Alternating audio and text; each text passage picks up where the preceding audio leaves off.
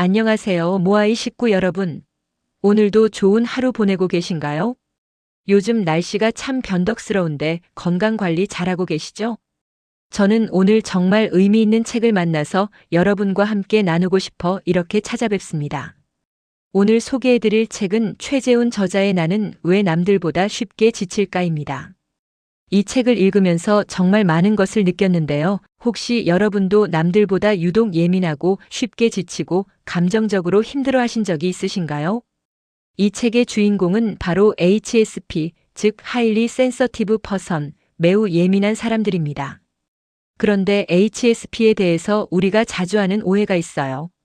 정말로 겉보기에 예민해 보이는 것이 아니라 정작 예민한 사람들은 늘 상대에게 맞춰주고 갈등을 만들지 않기 위해 기를 쓰고 노력하며 남에게 폐가 되는 행동은 절대 하지 않는다는 거예요.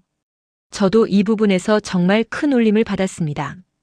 오히려 HSP들은 무던하고 둥글둥글한 성격을 가진 것으로 간주되어서 만성적으로 우울이나 불안 장애로 이어질 수 있다는 점이 참 안타까웠어요. 저자는 예민한 사람들이 반드시 은혜를 되갚는 이유를 상호호혜성 때문이라고 설명합니다. 받은 만큼 되돌려주는 것을 의미하는데요. 살다 보면 의외로 받은 만큼 되돌려주는 사람이 많지 않잖아요.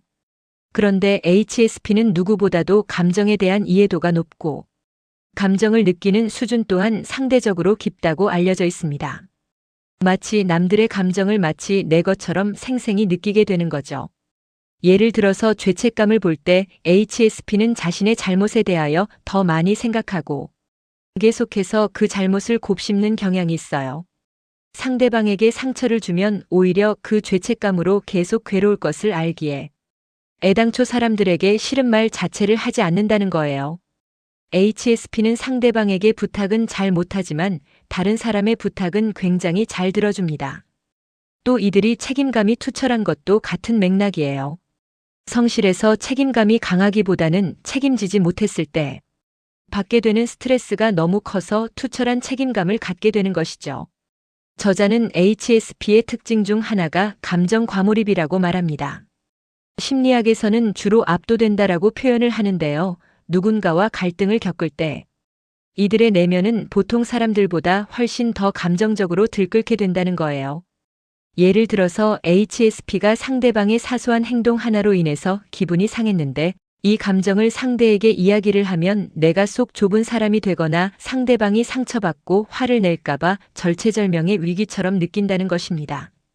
오히려 도저히 다루기 힘든 감정들이 나의 내면을 잔뜩 휘감고 있기 때문에 차라리 그 감정들을 봉인하고 절대 밖으로 꺼내놓지 않는 것이 바로 HSP들이 때때로 입을 꾹 닫은 채 무감정한 사람처럼 구는 이유라고 해요. 그렇다면 HSP는 인간관계가 좀 더 편해지려면 어떻게 해야 할까요?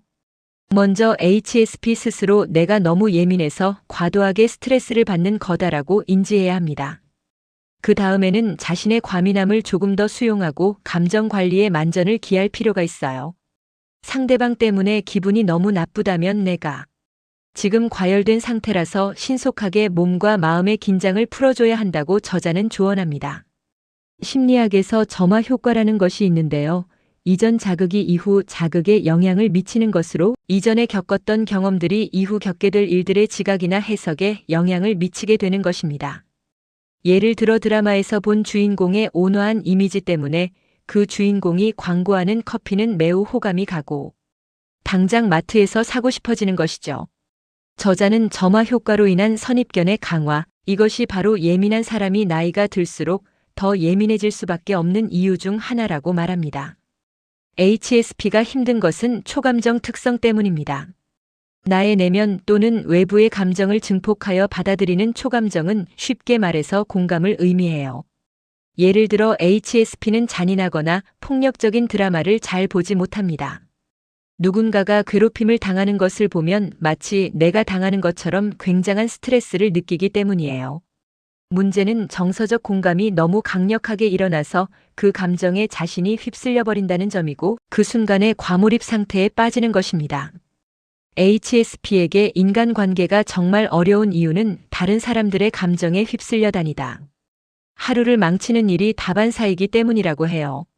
하지만 HSP는 나쁜 영향력에는 취약하지만 좋은 영향력에는 시너지를 얻을 수 있어서 이것이 HSP가 가지는 최대 강점입니다. 즉, 이들이 좀 더 행복해지기 위해서는 안 맞는 사람들과의 관계를 철저하게 정리하고 좋은 사람들과 좁고 깊은 인간관계를 유지하는 것이 좋다고 저자는 조언합니다. 또 HSP는 기질적으로 남들의 도움을 받는 것을 특히 더 꺼리는 특성이 있어서 결국 혼자 독자 노선을 걸으며 모든 걸 해결하려는 경향이 있어요.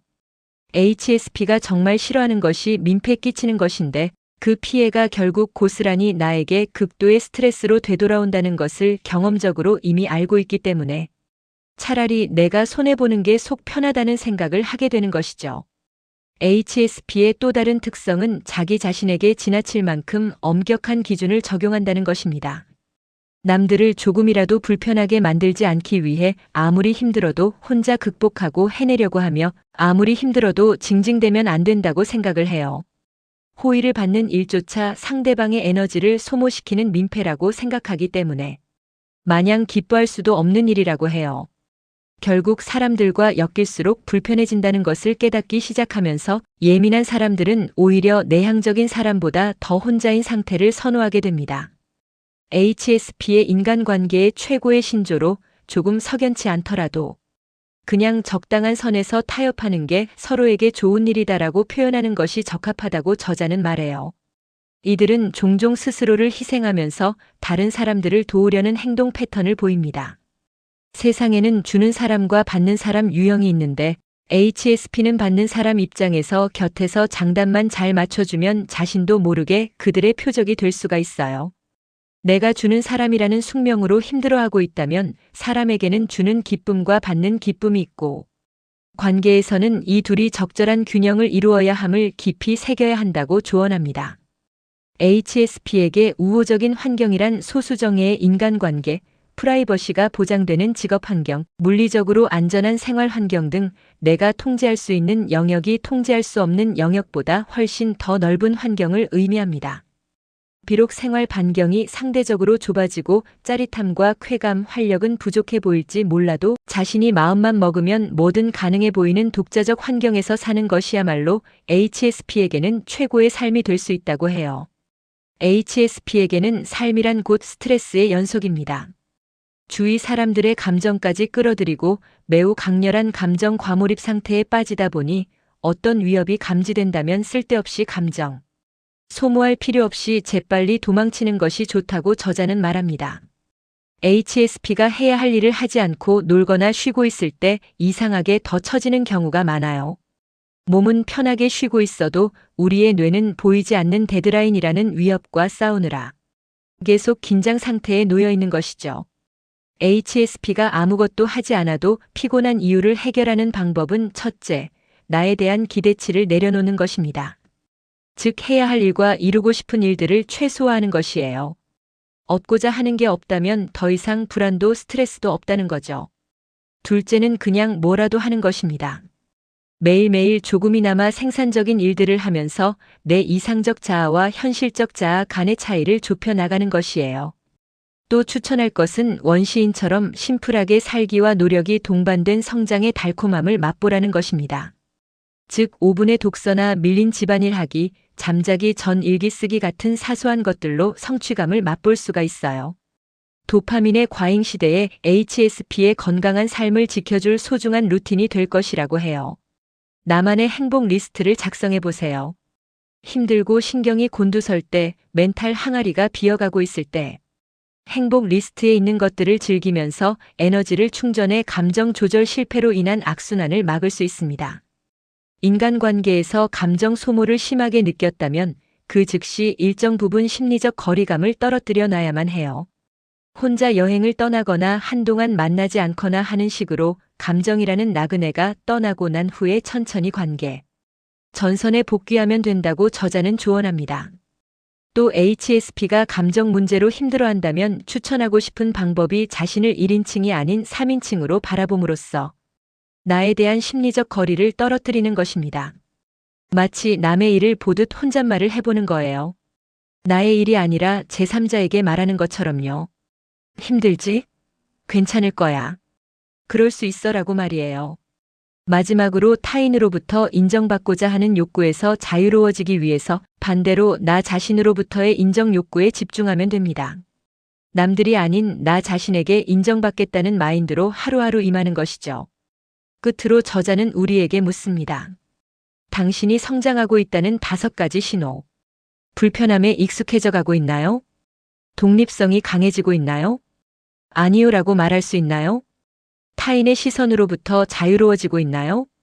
나와의 약속을 지키려고 노력하고 있나요? 오늘 이 책을 통해 HSP에 대해 함께 살펴봤는데요. 혹시 모아이 식구 여러분 중에도 이런 특성을 가지신 분들이 계실 것 같아요.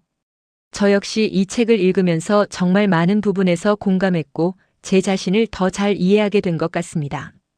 예민함이 단점이 아니라 하나의 특성이고 그 특성을 잘 관리하고 활용할 수 있다면 오히려 큰 강점이 될 수 있다는 걸 배웠어요. 앞으로 우리 모아이 식구들도 오늘 나눈 내용들을 일상에서 조금씩 연습해 보면서 더 건강하고 행복한 인간관계를 만들어 가시길 바랍니다. 여러분도 혹시 비슷한 경험이나 느낌이 있으시다면 댓글로 공유해 주세요. 서로의 경험을 나누면서 함께 성장해 나가요. 오늘도 좋은 시간이었습니다. 다음에 또 좋은 책으로 찾아뵐게요. 모아이 식구 여러분, 오늘 하루도 수고 많으셨어요.